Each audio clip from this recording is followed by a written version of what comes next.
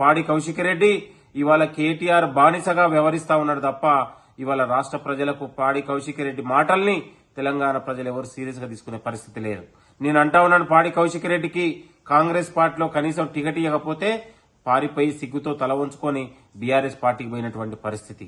నేను అంటా ఉన్నాను, తెలంగాణ రాష్ట్రంలో తెలంగాణ ప్రభుత్వంలో ముఖ్యమంత్రితో పాటు మంత్రులు 18 నెలలుగా ఐక్యంగా అన్నదమ్ముల్లా ఉండి తెలంగాణ అభివృద్ధి చేస్తున్నటువంటి విషయాన్ని ఇవాళ మీ అందరికీ తెలుసు.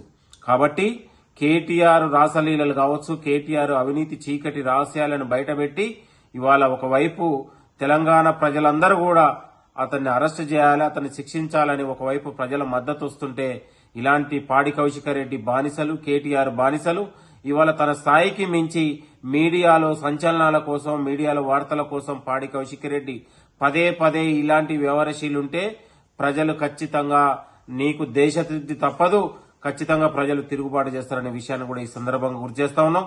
ఏదో చావు తప్పిలొట్టబోయి ఈసారి హుజూరాబాద్ లో ఏదో గెలవంగానే ఏదో మొగోడులాగా మాట్లాడుతున్నావు. వచ్చేసారి హుజూరాబాద్ లో గెలిచేది కాంగ్రెస్ అనే విషయాన్ని కూడా మర్చిపోకు మిస్టర్ పాడి కౌశిక్ రెడ్డి. ముఖ్యమంత్రి గారి పైన చేసినటువంటి వ్యాఖ్యల్ని తక్షణం క్షమాపణ చెప్పి ముక్కు నేలకు రాయాలని కూడా ఈ సందర్భంగా మేము హెచ్చరిస్తా ఉన్నాం.